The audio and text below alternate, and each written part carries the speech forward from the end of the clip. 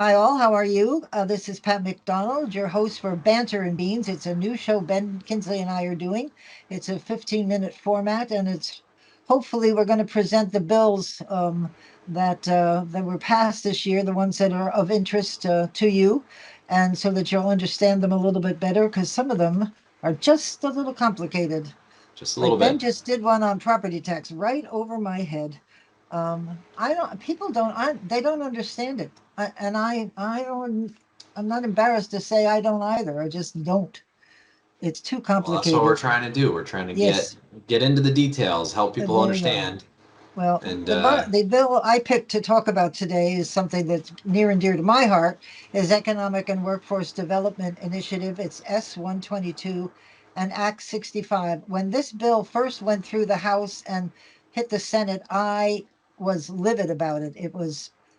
They had more committees and more studies, and it was all about committees and studies. And what we need are people to work. It's just pretty simple. And when they finally got the bill passed out, and Ben and I were just talking, I have to check. It might have been a strike all because this is not the bill I remember. This is a a good bill. little bit I, different. yes, it is, but it's actually got some good things to it, which impressed me to no end. I was all set to write a commentary, and then I had the good judgment to go talk to one of the chairs, and I did not nail that commentary. But anyway, let me tell you a little bit about this. As I said, this is S.122 and Act 65. And there's a lot of details in them, all good, I think. The one particular section had to do with supporting small businesses. They allocate 200,000 to the Vermont Professionals of Color Network. And I don't know what that group is, and I'm going to invite them on our show to talk to them because I'm very interested. Primarily, it will provide workforce and business development services, networking education for the BIPOC small business owners. Then there's also a $150,000 to the Vermont Small Business Development Center, which I think we're all very much aware of for the same thing, particularly to support entrepreneurs and small business owners post pandemic. That pandemic really did a lot of folks in. It was pretty tragic. A lot of those businesses. I mean, you think about like the double whammy of the pandemic and then the Right, two floods that we've had. I mean, right. there are some businesses in Montpelier that literally just reopened after the pandemic and then got flooded. Yep.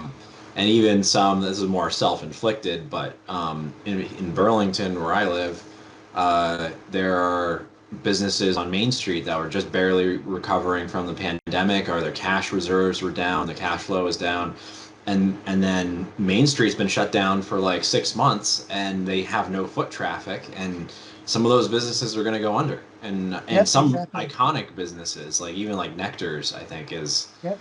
Well, the on the same the precipice. same in Montpelier because all of no, I shouldn't say all, most of the state employees are working from their home, so there's no foot traffic at No foot lunchtime, and they're traffic. all struggling. And it's really tragic because that's their livelihood. It's they put all their blood, sweat, and tears, as they say, into these businesses, and there's not enough foot traffic downtown. Yeah. So, and also, we did a lot of work on encouraging people to shop during the holidays, during Christmas season, because that's a make or break it quarter for businesses. But Right at the anyway, end of the year. yeah, the next, which is the next section in the bill talks about international trade, and I think this is pretty exciting.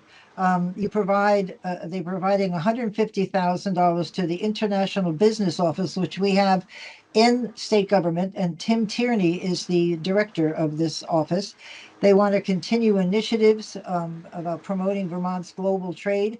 I know Ireland is one of them. There are so many things that we are doing overseas. It's very, very exciting. Then this one, I hadn't heard of this. They gave money to study whether a convention center and performance venue might be welcome in Vermont Yeah. in our And little that state. Isn't one's that exciting? and that's interesting because, like, you know, a lot of the Burlington business community folks were asking about that, because there's not there's not a lot of like true conference Yep, space in yep, Burlington. You have a couple hotels that have conference space, But not, you can't have like a full-on convention where people fly in from all over the country and you Right. have a big convention. We just don't have space for that, and the only place that could, the only venue that could hold something like that is the fairgrounds, in Essex, perhaps. Right. But half of that space is outdoors, and Right. so, it's weather dependent. You only can use it part of the year. So I think it's an interesting concept. We're pretty close to a lot of big metro areas. It's an easy Yep. flight. So it's curious, and there's a lot of recreational opportunities people can tack on to a big convention. That's what I do when I go to conventions. I like what else is cool nearby that I want to go Right, check out, exactly. right? Exactly. So Well, do you remember the fish concert a lot of years ago now? I was Secretary of Transportation. I think half of my staff was out trying to bail people out because of the rainstorm and the mud. and the That mud, was not good. yeah, That was very bad. We were lucky people didn't get hurt. So this task force, which will be comprised of legislators, the economic leaders, and hopefully people from outside the complex here. Um, Two reports are due, one November 25 and the other next year 26. And then this committee will dissolve in 2026. So by then we should have an answer whether Vermont gets a good venue. And then, I mean, imagine all the entertainment and stuff. Oh, psyched. That's cool. yeah. Anyway, You have the big cons like the Grace Potter concert yep, down the waterfront. I mean, right. like you have big venues like that, or the Do Good Fest that the National National Life Life. group Yep. does. Yeah. But having an indoor venue for some of those options where it's not weather dependent or dependent on times of year, like the waterfront is a great venue, but it's a cool place. But Yeah. if it's pouring rain, it's a Right. problem. And what do they say about Vermont? Wait a minute. Wait a minute, and the weather will change. You never Well, know what's happening. they had to evacuate the water, and this is the second time in recent memory that they've had to do this, but they had to evacuate the waterfront this year for the fireworks because there was a big thunderstorm coming in. So, Oh like, wow. they couldn't have everyone out there by the water because of a big thunderstorm. It's like, what do you do if it's a concert? People have bought tickets to it. Like, Right. that's problematic. So, Right. Well, at this Fourth of July in Montpelier, they canceled it just as the parade was starting. And yeah. ORCA, where this is showing, they took them hours to set up and make everything right. And then when they heard the parade was closed, I think Zachary told me it took them 15 minutes to get it down and get it out because all that equipment would be gone Yeah. in the rain. So it's pretty bad. Anyway, on to the bill. There is a separate section which actually talks about Ireland, and I just made mention of that. We have a very strong connect with Ireland, and there's going to be a commission. With the state treasurer's office to promote bilateral trade, investments, academic exchanges between Vermont and Ireland. And I think, Ben, we've talked about how to attract um, external people to our colleges and stuff. And I thought, oh, maybe we could dip our feet into that one. That sounds pretty cool. Yes. The following one is a workforce education and employment training. Sabina Haskell. I don't know if anybody remembers that Sabina. She was down in Bennington or Brattleboro as a reporter. She really knows her stuff. She's a wonderful manager and person. Anyway, they've asked the Commissioner of Labor and Sabina, who is now the Executive Director of the Office of Workforce Strategy and Development, to co-lead Vermont's workforce system. And that's the part I was very angry about because they had them working separately, which made no sense to me with the Commissioner of Labor and Sabina working separately. And as a matter of fact, they were going to have her be in the governor's fifth floor office space. And that was my whole commentary. We didn't merge employment and training and the labor and industry together to have them separated. And so I'm glad to You see that were they. you were there for that merger, right? I actually, my whole staff, we did that merger. So that was a big deal. And now we're down in the Department of Labor. But and they did it beautifully. That I wish they had gotten a lot more kudos, the staff, because they deserved it for sure. And so then they give some examples to Sabina and to the Commissioner of Labor about how to work together, what they're expecting, strategic planning, workforce programs. And I think it's going to be an excellent duo, a dynamic duo. And I'm very excited to see that. They also have to, what they have in the Department of Labor is the Workforce Innovation and Opportunity Act, WIOA, which you hear a lot about. The money that we get from the feds comes with a lot of strings, and it's all about WIOA. And obviously, if you don't meet the demands of the feds, the money either goes away or gets lessened. So we don't want that to happen. I think the good in this bill was support for the underserved. And the bad is that you never know what the feds are going to do, especially these days. And funding is I don't know how they're managing in state government at the moment No. because you don't know what to plan for because you don't know what's up.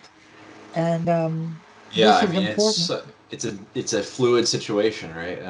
We just found out a couple weeks ago that the feds are cutting $26 million in funding for the agent for education in Vermont, Right, and right. so you know that's a big wrinkle, and folks that are concerned about property taxes, that's probably where that money is going to end up coming from is those programs that need doesn't go away. So like the state is going to probably have to pony up for that. So it's a very difficult operating environment. And after the state, it's our pocketbooks, right?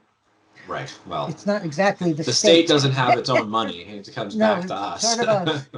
Yeah. Yeah, and they're serious. The WIOA people are serious. I never there was a point in time where they kept cutting back the money, and but yet expecting the Department of Labor to do what the statute says. And I got myself in a little trouble. Should I put this on the? I asked one of the people from the Department of Labor, if you're going to do us in, could you just do it quickly and not piecemeal it? What was their uh, reaction to Somehow that? the governor found out about that comment, but it was so frustrating. How do you keep taking money away, and yet you're expected to do the same thing? Still get the Uh, same amount of work done. Yeah. yeah, right, and that's wonderful, but it's good to have a little money to back you up on overtime if it's needed and stuff like that.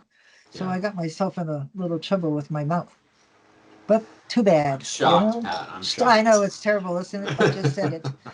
So that's that bill, and I don't know if we have time to talk about another bill because I talked so quickly.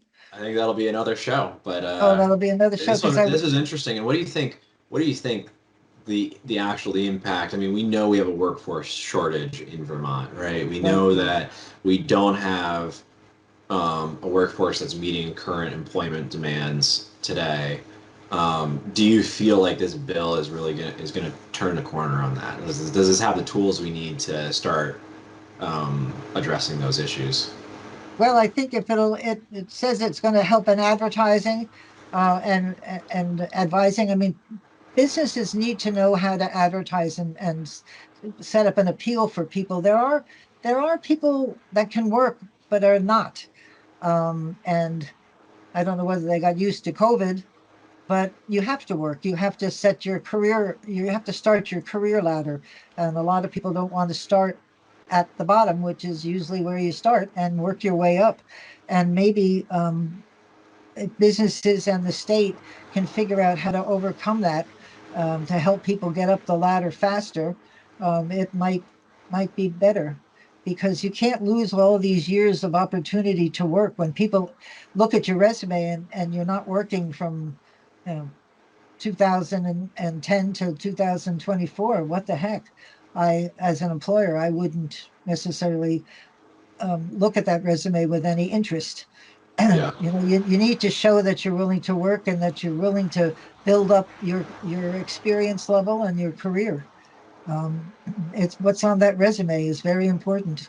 Yeah. So, and Yeah, well, obviously and they I think need the training. important one of the important things is like, people who want to work but don't necessarily have the skills for the jobs Right, that are available, right? And that's right. where I think something like WIOA and some of the other programs in here and the just more laser focus on Yep. workforce development efforts across the state is going to be helpful, is making sure that those resources get to the right places to help folks that do want to work but don't doesn't necessarily have the right skill sets to get into the workforce Right. or to get into a different role in the workforce, Right. right? I think IT and all the tech center skills are Yeah. probably the ones that people should be looking at, and to get trained in those. And you and I love the tech centers, and I just hope I didn't see anything this year that really supported the tech centers. I should take a better look at that list